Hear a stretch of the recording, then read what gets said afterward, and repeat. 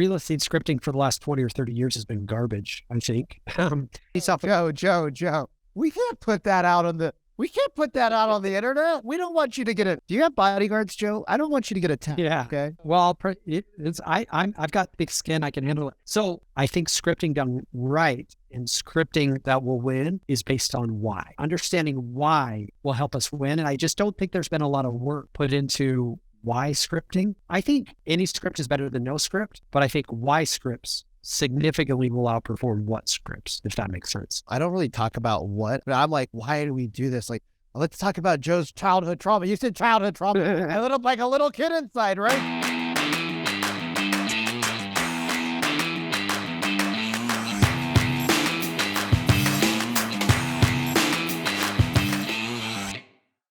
You're listening to the number one real estate podcast in the world, where we talk with real estate professionals all across North America about their wins, losses, lessons, and stories, help you win in your local market. Today, my name is Cody from Sheridan Street. I am joined with the infamous Vikram Deol of the Real Estate Sales Academy.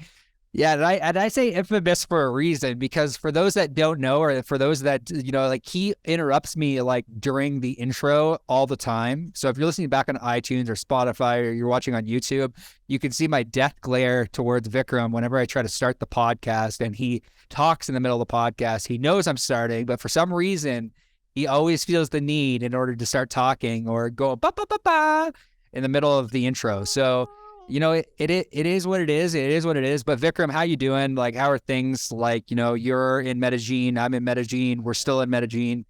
What's happening? What's something good that's happened in life or business over the last week for you? Yeah, man. And, I do this because I love you, Cody. And it's kind of like how we warm up. It's a warm up. Like, we got to get in zone for the podcast. And, today we're recording with Joe, who's a special guest, a really good friend of Sharon's. So when we introduce Joe, you guys will understand why we made the time to meet with him on an off recording day, because he is a special guest that has got, oh my gosh, we could probably spend 4 hours with him and not even touch the surface. But things are good, man. You know what's really crazy? I have a client that just started with me like a week ago. And she joined in on the one-on-one program, and she's like, I really want to build some sales systems, and I really want to understand things a little bit deeper. And she was doing an open house this week, and I was like, okay, what's your process for open houses? And she goes, I don't have one. She's a woman that knows her numbers inside and out, bro. When I asked her to just send me a little bit of information for our first meeting, because I track and save all that, she sent me like a 3-page SWOT analysis. So I was like, oh, you are going to crush it, right? Like you know how you get those clients that just, they get it. She's like, my net last year was 150. I'm like, your net or your GCI? She's like, I don't even care what GCI is. I care how much is in my bank. I was like, I love you. And she didn't have an open house process, right? And she's done like 30, 40 transactions. She's with a great brokerage. She was with my old brokerage in Seattle, Bellevue area, right? Great leadership in that brokerage. Really good training. And she's like, I don't have an open house process. I don't even know like how to check people into the open house. So we spent like half an hour just giving her the process and the scripts and the programs. And I asked her how her open house went. She's like, oh my God, it was crazy. She's like, I booked an appointment at the open house. I have a seller that I got from door knocking around the open house just because I used the right questions. Nobody thought I was a threat. Nobody, just because we changed the question from like, hey, do you want to buy a house now? Or, hey, is buying a home like a now project, or more like a, more like a summer or a fall project? And because we took the stress out, it was great. So like, I'm just super pumped that, when people implement, I get super, super jacked over here. What about you, bro? What's good in your world? What's good, man? I'm just enjoying Medellin, Colombia. The weather's nice. Life is good. Jacqueline is on vacation this week. So my COO is on vacation. No. Yeah, I know. So that like this week is like really, is going to be really interesting. It's going to be a test of like operational Cody, and see how much like I can actually handle this week while she's gone. So, but she's earned it. She's actually at the Masters right now. So, any golf fans out there, she's at the Masters enjoying. But yeah, no, things are good, man. Like, we hired a couple new setters for our team, really trying to dial in back-end processes for, our sales outreach. It's funny. You and I were having a conversation the other day. It's like, we often look at other people's businesses and we look at kind of the thing, like, it's so easy when you're like working on the business and you're chatting with other, real estate business, be like, oh, just add a setter. It's super easy. And then realizing, oh my goodness, that has been the bottleneck. The thing that I talk to all real estate agents about, dialing numbers, like specifically on the front end, is something that I was lacking in my own business. So we hired a couple of new setters to kind of give our business development team more at bats, which is really exciting. Hired a new setter. He booked 6 to 7 appointments for our agency, literally within the first day of starting. So weird, this thing called scripts, y'all. This thing called scripts, right? You might, like, if you guys don't have a script, you just make one up, write it down, and just stick to that. I think I'm not an expert here. I mean, you've sold a couple of things, but this thing called scripts, Cody, does it work? Yeah, I think it really works. And I think this is a perfect opportunity for us to introduce our guests because, can I introduce them, or are you gonna? Yeah, you go ahead. I will give you the introduction, even though you interrupted me. I'll give you the opportunity to introduce our guest today. I'm really excited about him, actually. That's, I've been excited. Our guests just keep, anytime Sharran I'll use Cody's word, anytime Sharran makes an introduction, we just know that the ethos is going to be similar. And, Joe is no exception to that. He's been in the business for a few years, and he joined Real Brokers about 4 years ago, I think. And they have built a pipeline. I could be wrong, and if I am, he'll correct me, I'm sure. But he's got 1,900 people between him and his business partners, like, network, which is insane, right? Like, that's just an insane number. Super knowledgeable. I don't even know what to say anymore. Like, I lost my train of thought when I just thought about the fact that he's got 1,900 people that look up to him as a leader. Like, if you are running an organization of that size, and if you're able to attract people at that level, he also has a position at Real that I don't know exactly what he does there, but he does some stuff there with their with things. And so, without further ado, Joe Herrera, welcome to the RE Agent Podcast. We are super pumped to have you. Thanks, boys. I'm excited to be here. By the way, Cody, congratulations as one former 75 hard completer to another. It's 75 hard's no joke. Yeah. My brother-in-law got 60 days into it and he failed out and missed the thought of starting again. Oh my gosh. Like, missed crazy. Picture on day 60. Exactly. So last year I was like on day 20 when we went down to Mexico for Spring Benson's real estate spring break. And I was at Escalante for a week, and I ate good the whole time. I exercised the whole time. And now I want to go back and just pick out on my own food. But anyways, congratulations. It's no joke to finish that. Really appreciate that. Yeah, it was no joke. It was, it put me through a mental battle, but I came out on the other side. And, I know that's 75 to 75. I know that it's no joke. Yeah. So I found the food to be easy. It was the other stuff. It was like having to read 10 pages at 11:30 at night when I was dead tired, and stuff like that seemed to, the water was easy. The food was easy. It was the other stuff that really got me. I missed a photo on day 60 and weekend started back up. Oh, you did? You got to 60? Yeah, I did like a 200-day 75 hard. Oh, yeah. So I got into phase 1, which is like cold showers and all that stuff. And I failed on like day 15. I took my sons on a backpacking trip, and the shower just wasn't available. The only thing there was to jump in was like a freaking gross pond. I actually did it one day, but I couldn't do it the other days. So anyways, I ended up failing out. But guys, thanks for having me. It's great to be here. Yeah, Joe. Well, why don't you give us a little high level about a little bit about why you're, Sharran recommended you and who you are. Yeah. Just kind of who I am. So got into real estate at the age of 21. I was young. I have a little bit of, just like all of us, a little bit of childhood trauma that led into my adult years as far as like what I really wanted to do was personal injury attorneys. PI attorneys in Vegas kill it. So I wanted to be a PI attorney, but I didn't want to go to school to do it. So I felt like my options to create a lot of money with my mind and mouth were insurance and real estate. And at the age of 21, I picked real estate because I was attracted to the big check. And then I have a couple of in-laws that went the insurance route, and I was always jealous of their residual income. Was a RE/MAX agent for the first 10 years of my career. here in Vegas. We always did a decent amount of units. We were a 200 to 300 unit a year team for the first couple of years. My partner and I started the Joe Taylor Group in 2005. So from like 05 to 15, we do 100 million in production on a pretty regular basis. We opened 2 independent brokerages in 2010. We opened our first one and then opened our second one in 2016.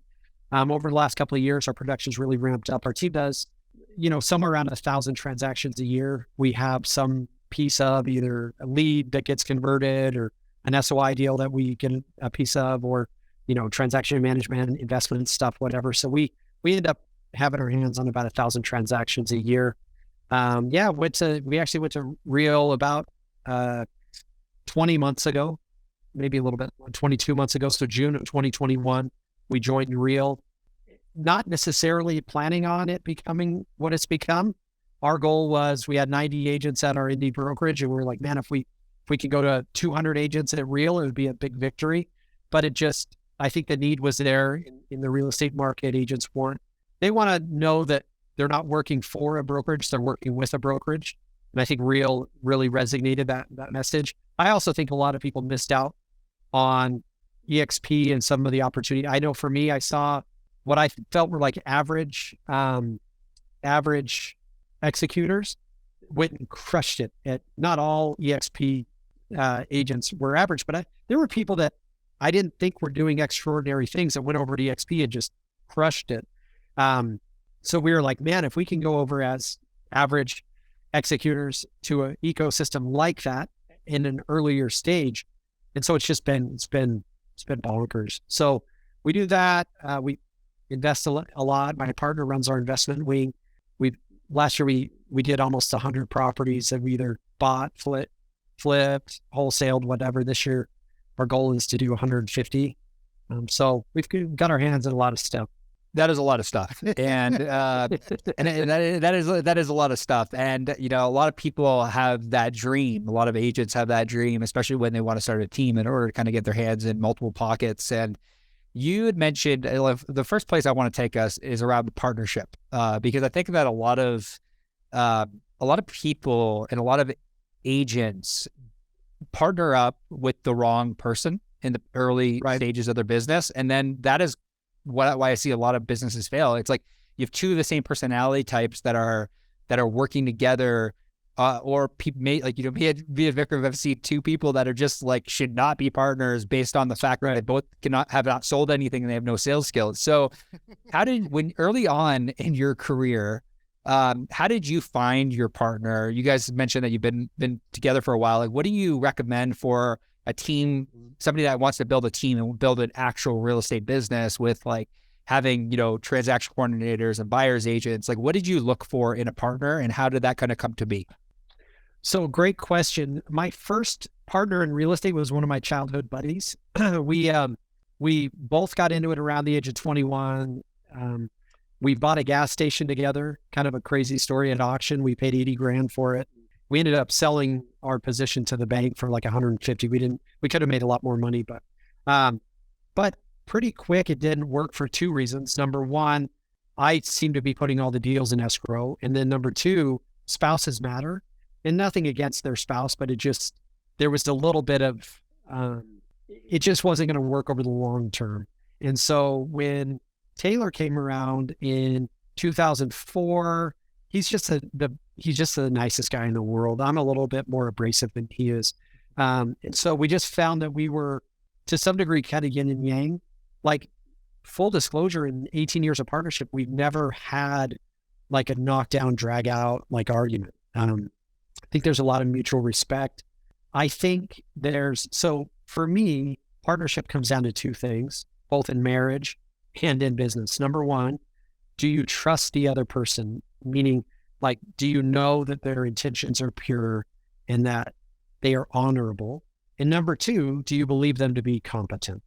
So I think the reason why we've been together for so long is we both have those two things. Like, he knows that I'm either going to say I'm going to do what I say I'm going to do, or I'm going to admit to not doing it, and that I'm competent. Like, I'm a pretty decent executor, and I have that same trust in him.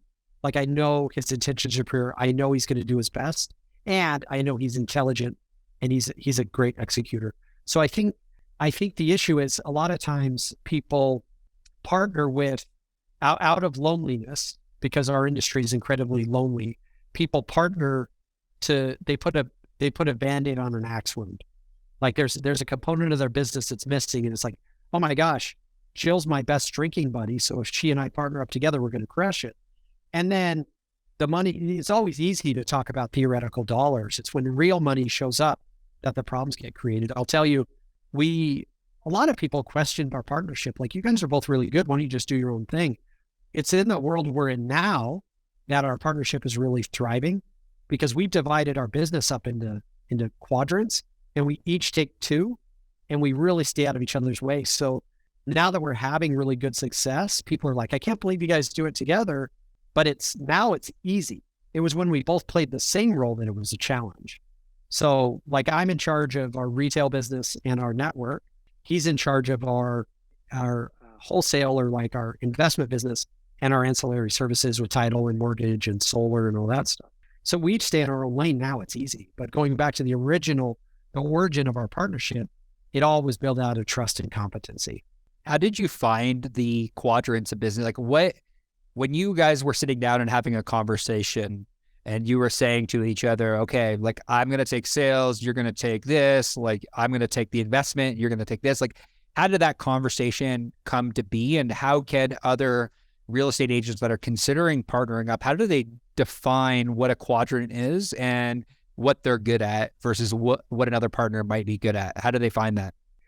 So to kind of complicate things further, in 2012, after we had sold our first real estate brokerage, we opened a tech company, and I basically kept my license going, but he kept our team running, and I tried to run and build a mobile app.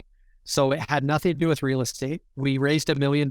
We partnered with Shaquille O'Neal, and we were running Adam Carolla's events page, and so it was a lot of fun. Like Snoop Dogg was, giveaways and stuff. When that failed, and I came back into real estate, we both kind of looked at each other and said, like, if we're going to do this, we got to do it different.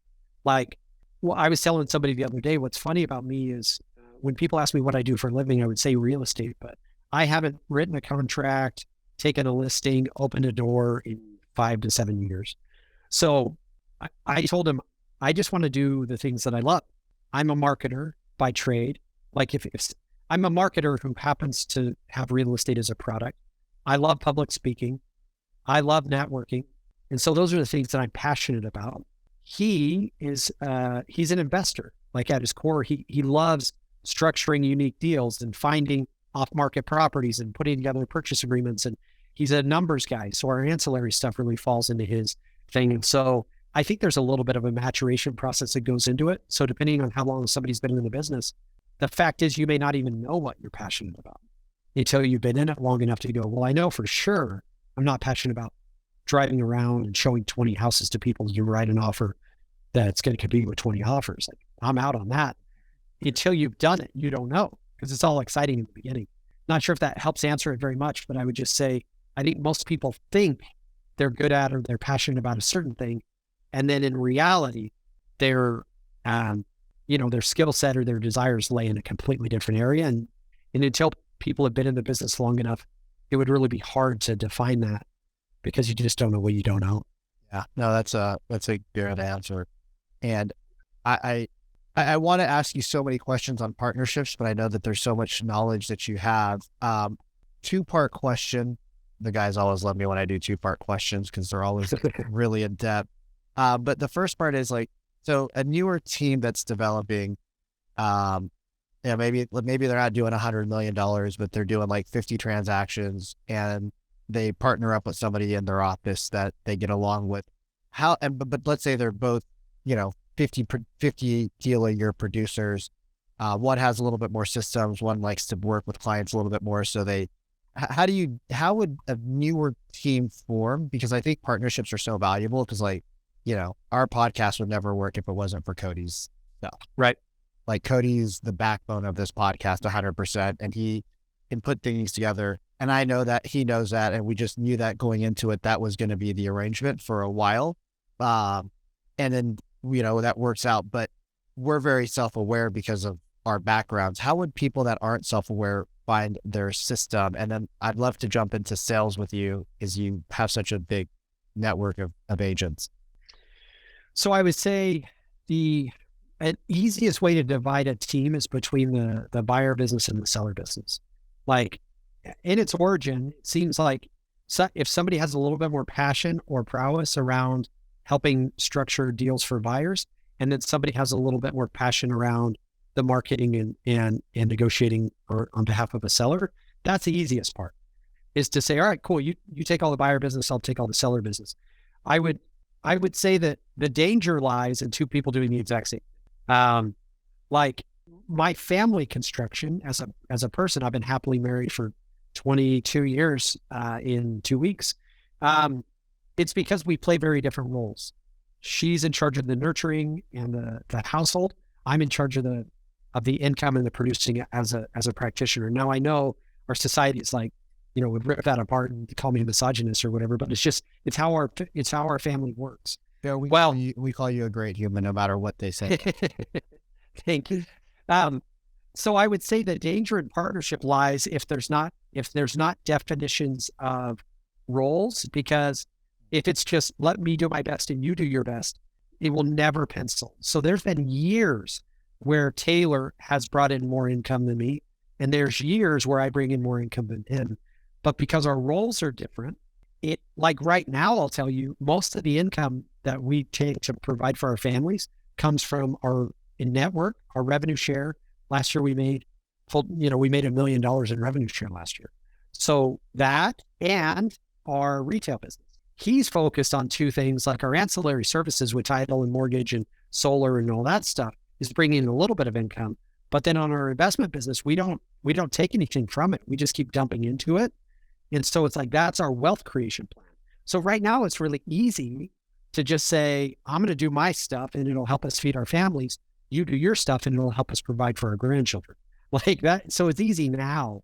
So I guess my 30,000 foot advice would be, if you're going to enter into a partnership, make sure your roles are clearly defined, and every single disagreement that we ever have is built out of or based on one of two things. Either A, there was no agreement, so all of us were just operating off of expectations, or B, an agreement was broken. Most of our conflict, though, comes from number one, which is, I expected, and then we argue about expectations. The more things in our world that we can put into, get out of expectation land and into contract or agreement land, the better off we'll be. And so I think everybody will just go like, hey, Cody, let's do this, bro. I love it. We both love 75. Let's go run a business together. And you get a year down the road and I go, bro, I brought in 400,000 and you brought in 100,000 and we each made 250. This sucks. Or we each, our gross commission was each 250. This sucks. Because then my wife's going to look at me and say, where's the other 150,000? And Cody's wife's going to look at him and go, like, Joe's a hero. This is great. Like, let's keep it going. But that can only last for so long if we don't define out our roles based on agreement. Then we're just going to be arguing about our expectations all the time.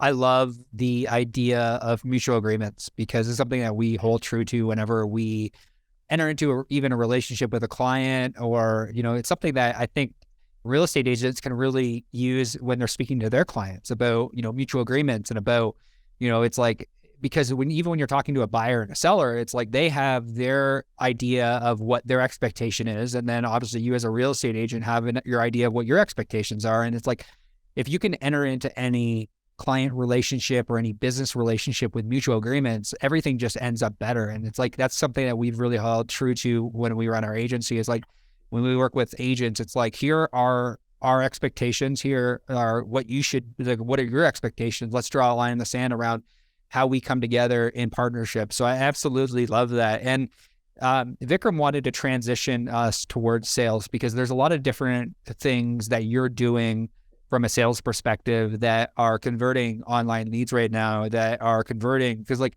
especially in a land where there are so many coaches out there that are preaching, just work your sphere, just keep working your sphere. And, like as Sharon says, just pray to the referral gods. And then the referral gods are just going to, ultimately show up with a bunch of business, but that's not the reality. And we know that.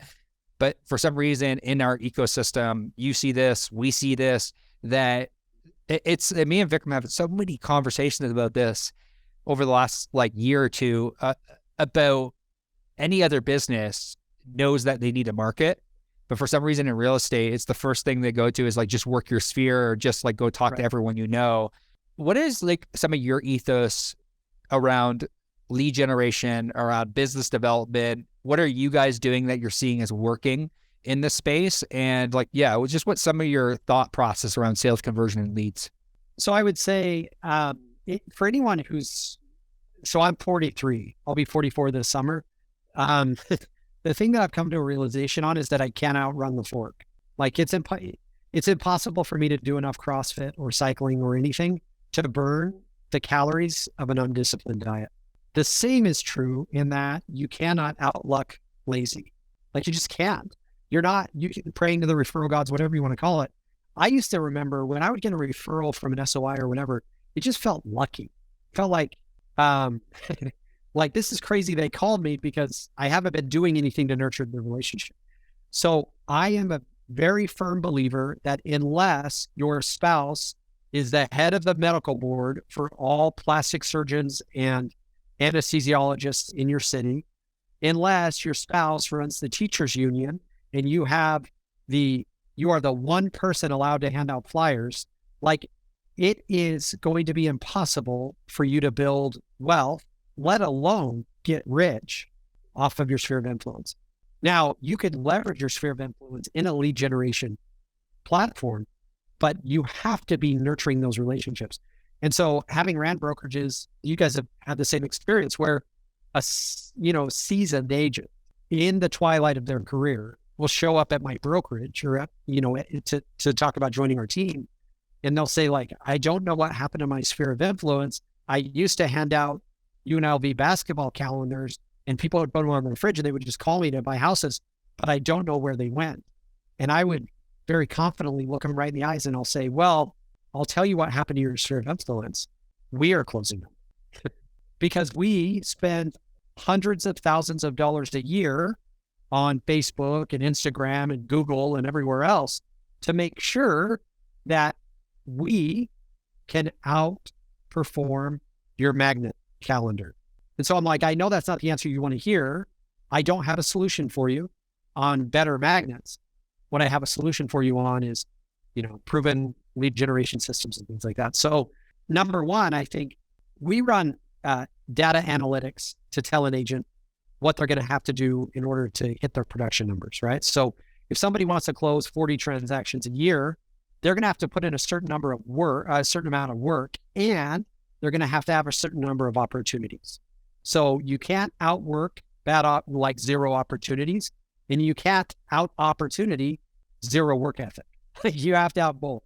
And so we reverse engineer it to say all right, cool. Well, if you want to close 40 transactions, you need to have 40 warm lead opportunities coming in a month, whether that's family and friends texting and saying, hey, how much is my house worth? Whether that's 40 people you talk to at an open house, 40 doors you knock, 40 cold calls that you actually talk to somebody, whatever it is. And then from there, you also have to be tracking your statistics to find out how many calls does it take to set an appointment, how many set appointments turn into med appointments, and all that fun stuff. We really geek out on this stuff. But long story short, I think even more important than that is knowing what to say in today's environment, because we've all gotten to where our conversion skills have gone from learning how to convert a inquiry into a customer to learning how to convert an agent into a transaction, because the customer part was easy the last 5 years. We were order takers. Somebody would come to us in Bellevue or Vegas or wherever we are and say, hey, I'm looking to spend $600,000 and I need a half-acre lot and I want RV parking, ready, set, go. And we go, okay, hang on a second, Bob. And then we would find the properties. Then we would call the agent and find out there's 30 offers on the property. And so now we got really good at negotiating and basically converting the agent into working with us. The client was a given. Well, now as the economy has changed, the client is the relationship we're having to learn how to convert. And agents are really struggling with that because the process of connecting, me and Cody is much different than connecting with Jim and Sandy, move-up buyers who need to sell their home and buy their next home when interest rates are 6.5%. So we spend a lot of time teaching our agents scripting and more importantly, like the principles behind the scripts that will enable them to know exactly what to say when we run into those situations. You understand the real estate mindset so well because you're a real estate agent. And I'm curious to know why you think that there is so much hesitation towards scripting. There's so much hesitation towards role playing in today's market when we know that the people that are winning are role playing and scripting and they're getting better. But where do you think in this space the hesitation lies in the real estate agent's mind? And what can they do in order to, like, say, for example, they're like, they potentially want to start scripting or Right. I would be brave enough to say if you don't script, you don't care. But, not everyone agrees with that sentiment. But like, why is there so much hesitation in scripting in today's market? Well, because real estate scripting for the last 20 or 30 years has been garbage, I think. I think a lot of it was based off. Joe. We can't put that out on the internet. We don't want you to get a. Do you have bodyguards, Joe? I don't want you to get attacked. Yeah. Okay. Well, I've got thick skin. I can handle it. So I think part of the problem is a lot of the scripting that's been made over the last 20 or 30 years is based on Carnegie's How to Win Friends and Influence People. So Carnegie says, get people to do what you want them to do because they want to do it. Now, what I would tell you is Phil M. Jones wrote a book, Exactly What to Say, and he wrote a second version of it with Jimmy Mackin and Chris Smith called Exactly What to Say for Real Estate Agents. And what they say is, what Phil says is people do things for their own reasons, not yours. So I think if we can build scripts around, so much of the scripting that we have was built on understanding LP Mama, like understanding what people are looking for. I think scripting done right and scripting that will win is based on why. So if we think about it this way, if I have a really good script in 2023, it's not going to be price, location, square footage, and all that stuff. It's going to be life situations that are leading to a purchase or a sale. And so it's just that shift of mentality away from, hey, Billy, if I can get you the home you want at the price you want, yada, yada. On the buy side, that's very what based. And the entrance of Zillow and Realtor.com and all of these technologies, AI is going to be even better as far as the what game. I think we'll always lose that. I think scripting done correctly is focused on why, like marriage, divorce, growing family, shrinking family, job relocation, contention with neighbors, things like that. Understanding why will help us win. And I just don't think there's been a lot of work put into why scripting. So I think scripting is essential, but I think any script is better than no script, but I think why scripts significantly will outperform what scripts, if that makes sense. Yeah, we've been working on, I think one of the things that has really helped me in my life is that I don't really talk about what I like. Cody said, Cody's really tactical. Here's what we do here. But I'm like, why do we do this? Like, let's talk about Joe's childhood trauma. You said childhood trauma. like a little kid inside, right? Because everybody will connect with the why, but not everybody's going to connect with the what, right? And I think the disconnect, and maybe you agree or disagree, I think the disconnect is that agents have been trained, like you said, with using the LP Mama stuff for so many years, and they never sit down. Like I know my friends who big teams, 1,000+ transactions like you. And I said, how many buyer presentations do you guys do? He's like, we don't do buyer presentations. I'm like, but you don't get any referrals from your clients. He's like, yeah, but we spend $100,000 on Zillow. We have so many leads, it's not even a problem.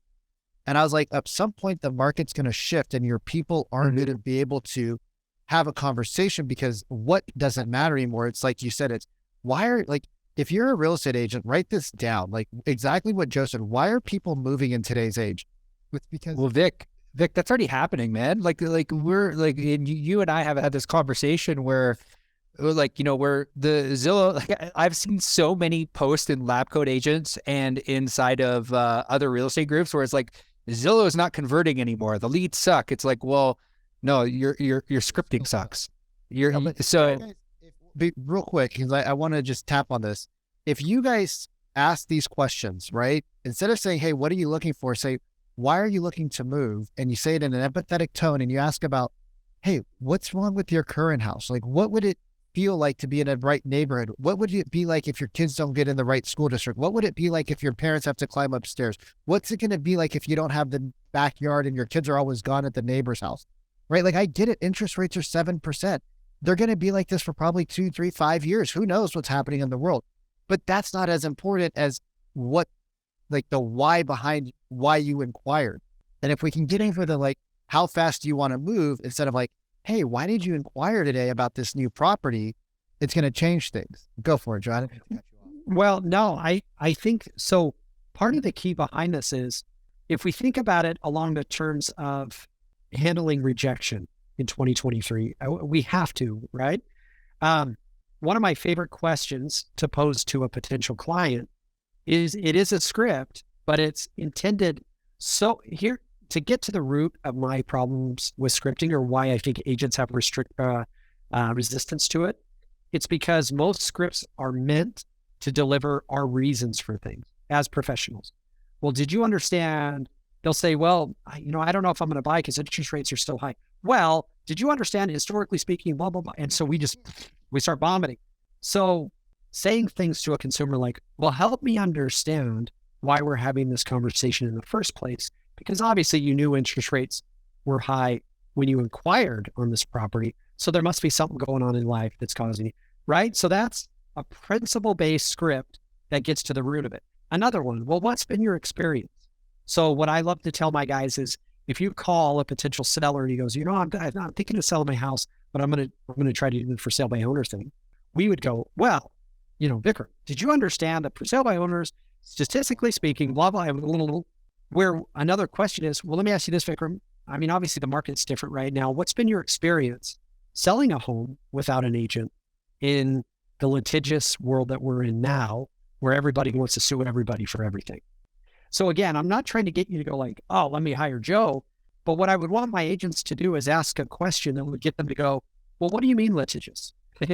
Well, there's usually 7 or 8 disclosures that a real estate professional will help you with to make sure that that leak you had 7 years ago was properly documented and properly disclosed. That if you fail to do that as a for sale by owner, I mean, you may get a buyer and you may even close, and then you may get a lawsuit 3 months later. So I don't know what your experience has been hiring attorneys to defend you from stuff like that, but a real estate agent will generally protect you from that. So I was just curious what your experience has been. So now, pressure too. Like, if you guys listen to that, there's no pressure there. Like, you're not saying, oh, why aren't you using, like, you know that you guys are going to get 18% less and blah, blah, blah, blah, blah. Like, all salesy. You're like actually providing information. You're getting them to tell you their reasons. Here's another one. Real estate agents are famous, and you two may be 2 of them, so don't get mad at me if you are. At putting on the back of their business card, the highest compliment I can receive is a referral of your friends, right? So that's like famous. So what we tell our agents is, number one, when is the best time to ask for a referral? And they'll say at closing table or whatever. The reality is the best time to ask for a referral is when somebody says thank you. Now, how do you ask for a referral? Well, if Vikram were to say to me like, hey, Joe, thank you so much. Like, this has been a great process. And maybe we just passed the inspection. Like, I was so worried about the inspection, but I'm so glad we're getting our dream home. You know what, Vikram? And they say, thank you, Joe. I'd say, you know what, Vikram? Thank you. Like, you've been amazing to work with. Just out of curiosity, who do you know that's considering making a move in the next couple of months that would appreciate the type of services I offer? Because as you've experienced, like, we work really hard to keep you happy. So who do you know? If I ask a who do you know question, they're never going to say no. Mm-hmm. If I ask a do you know anyone, the chances are they're going to say no, right? And so it's like, it's just these little subtle. So going back to the scripting thing, like, scripting is vital, but how your script is constructed is so important, because if your scripts are constructed to get you to deliver your reasons, you're going to fail. If your scripts are constructed to help discover a person's reasons, That's where the success lies. Man, Joe, I wish we could jam for another hour. Yeah, I know. I wish we could. I wish we could jam for another hour. And like me and Vikram had already said, we're gonna have to 100% get you back on the podcast and do a part 2 because we spent so much time today on sales and on partnerships, and we could chat about 1,000 other things when it comes to real estate. So, wrapping up here. If somebody say, for example, they want to chat with you, maybe they want to chat with you about real, they want to chat with you about, opportunity or about just to kind of learn a little bit more about what you do. Where is kind of the best place we can send them? Maybe it's an agent-to-agent referral in the local area that they can have a conversation with you. Where's the best place they can find you? Instagram. It's just at Joe Herrera. It's the easiest. I literally respond to Instagram DMs faster than I respond to text messages. So Instagram's my hub for all communicative efforts. Joe, man, I want to say thank you. I know at the bottom of my heart, me and Vikram both share the same thanks for just dropping so much knowledge around partnerships and sales, and everything that you're doing is super admirable. And go follow Joe on Instagram. He posts a ton of great content, a ton of great information that anyone that is a real estate agent or real estate professional in the market should definitely go give him a follow. So Joe, I want to say thank you again. And I want to say thank you for tuning into another episode of the RE Agent Podcast. We'll see you soon.